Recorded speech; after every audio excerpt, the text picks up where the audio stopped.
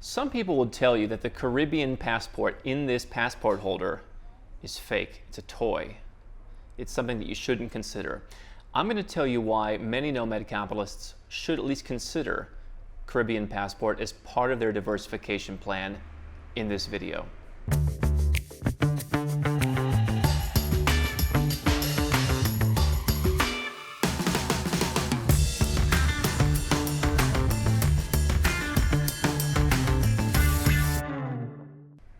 Hi, I'm Andrew Henderson, and this is my St. Lucia passport. It's part of the Caribbean community, and inside there's a little map. You can't see it, but there's a little map that shows where St. Lucia is in the middle of the ocean, one of the island chains. And this is a passport that you can use to go visa-free to 130 countries around the world, to Europe's Schengen area, to the UK, to Ireland, to Hong Kong, Singapore, all of Central America, most of South America. This is a passport that, as a travel document, is pretty good. But yet, some people I talk to, when we're discussing getting a second passport, and citizenship by investment is one of the options, people get a little concerned. There is an idea that this tiny little island, a tiny little island among all these islands, even though it's a sovereign country, it's like, well, is it really a sovereign country? It seems kind of like a toy. People come from the United States. That's most of the people who I'm working with who are interested in a second passport option and who need to invest at the level that you would to become a citizen by investment. And when you come from the United States, it's easy to be like, hey, we're from this huge country, there's lots going on, everyone knows about us, everyone respects us, even if they don't like us, they respect the country. And so I'm going to go from being a citizen of the US to being a citizen of this tiny little country. I think it scares some people. It makes some people think twice about some concerns. I'm going to share those concerns with you today. There's also a concern that, a U.S. citizen, it's strong. It's your birthplace, or if you were naturalized there, it's like it's a tough process. And people almost look at it like a long-term relationship, whereas they look at this as a fling. But I think that is looking at it in the wrong way, because this is a real country with a real passport that can serve you just as well as any other citizenship could. So people do have concerns about the country because they say, oh, this country is so small.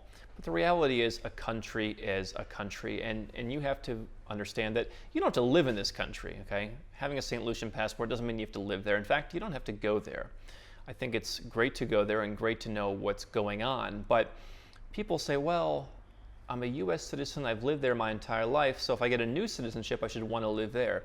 But when we talk about going where you're treated best, when we talk about planting your flags around the world, it's really a great idea to have at least one passport in a place where you're not going to go and live, where you can take this passport, you can go and get a residence permit in Europe or any other country you want.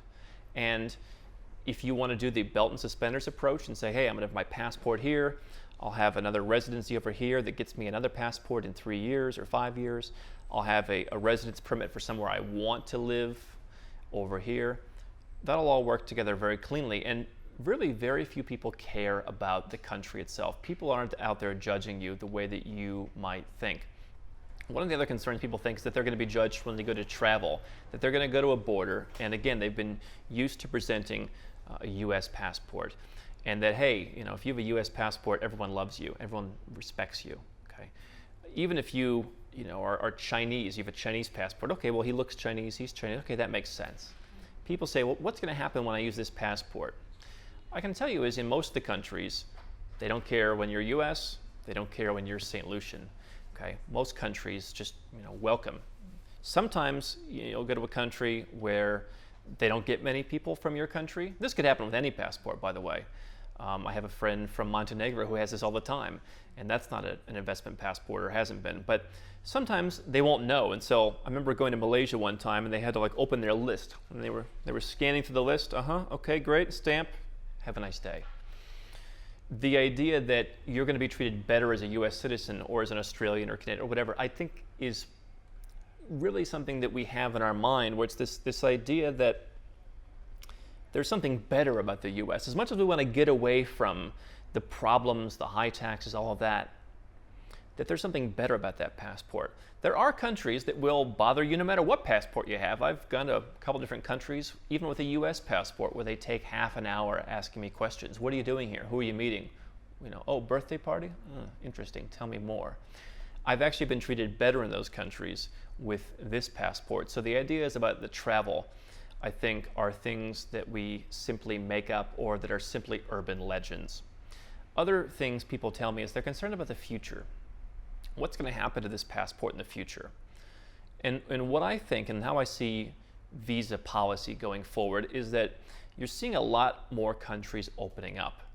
You've even seen China, one of the most notoriously closed countries, opening up and giving several of the Caribbean citizenship programs visa-free access, at least one so far and possibly more to come. You see Russia opening up to some of the other Caribbean countries. You see Europe, which has recently opened up to these countries.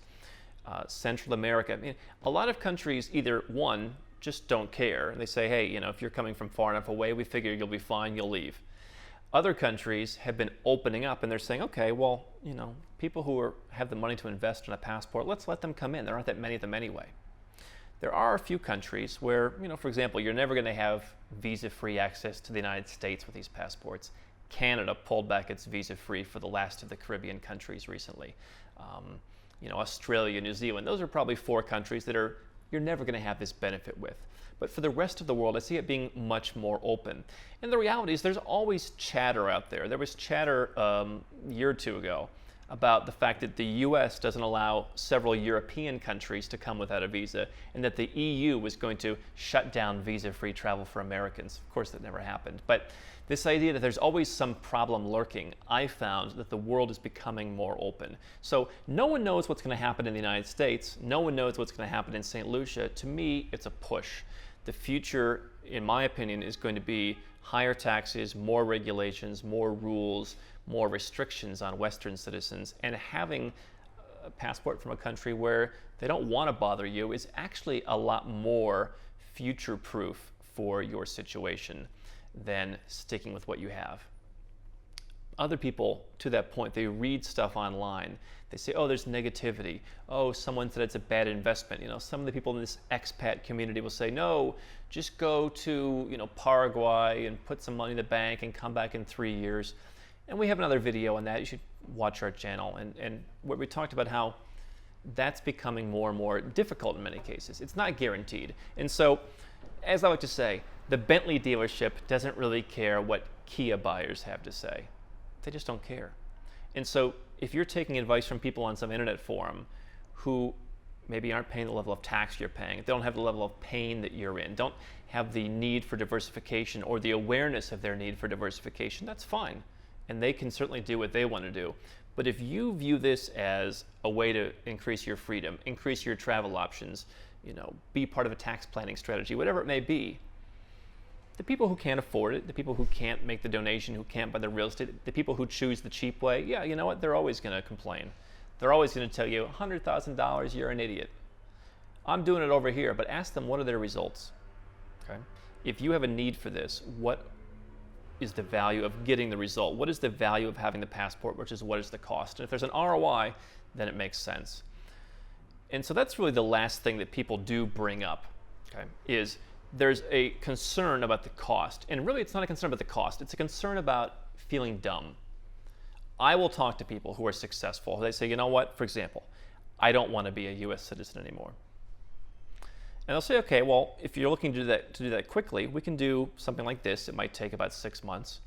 Or we can look at a fast-track naturalization program. Maybe it's 12 or 18 or 24 months. And you can get a real passport from a country that's not an island. And you can get similar visa-free travel. It'll take a little bit longer. But a lot of people will favor those options where, hey, I'm going to put $300,000 in real estate and I'm going to get that passport a little more slowly because I feel smarter putting the money in real estate. And for some people that makes perfect sense. That's why we have a diagnostic process for everyone here at Nomad Capitalist. The other thing that you have to consider is, sometimes it's just easier to say, you know what, I'm going to write a check. It's going to be painful for a little while, but I know I'm going to get a return on investment. I'm going to pay $100,000 and then, I'm going to make $500,000 back or $1 million back or millions back over the course of my life.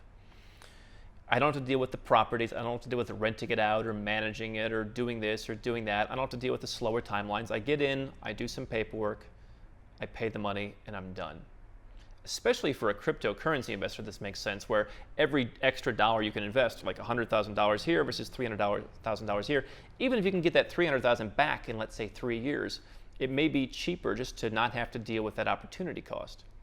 For other folks, there's a hassle of doing this way, of having to go and figure out which properties you want to buy and getting tenants and showing up at different meetings. That can be a hassle. So there definitely is a place for other passport options that aren't Caribbean citizenship by investment. But I do think that people have a bias against this sometimes because they say, oh, just paying the money is dumb. I think that for the right person, for the 6, the 7-figure, the 8-figure entrepreneur, business owner, investor, cryptocurrency maven, this can make a lot of sense because you're just in, you're out, you're done, you get the benefit right away. You're not thinking about it. You're not stressing over it. You're not wondering what could happen. Will the law change? What will happen? And so when people come to me and they say, I want a second passport, I'm not going to tell you you have to do this. That would be the wrong approach. And if you really don't feel comfortable, then we'll do something else. But I think it's important to understand what really are the issues, addressing those concerns and realizing, are these real concerns, or is this just a product of the conditioning that I've had living in the US for my entire life? Are these real, or are they a figment of my imagination?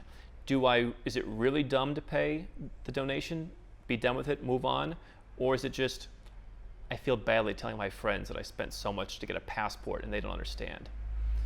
Everyone has a different story, and for some people, this makes a lot of sense. One study from my friend at My Daily said there's probably 40,000 people who've done various citizenship by investment programs since they started 3 decades ago. That's good company. There are a lot of people who are doing this. I think you'll see more people doing this, and I think that there's a lot of safety in it. Ultimately, you have to find the second passport option, or even better, options with a portfolio that work for you. I'm Andrew Henderson, and if you're looking for a way to legally reduce your taxes, build your freedom, and create wealth faster as a global citizen, then you've come to the right place. I want you to do 3 things right now. Number 1, click the button to subscribe to our channel. Make sure to get notifications so you never miss a new video. Number 2, get a copy of our #1 best-selling book, Nomad Capitalist, on Amazon and learn all of the dozens of benefits of our lifestyle. And number 3, if you're already a 6 or 7-figure entrepreneur and you want to put these strategies in place, go to nomadcapitalist.com and find out how to get some help.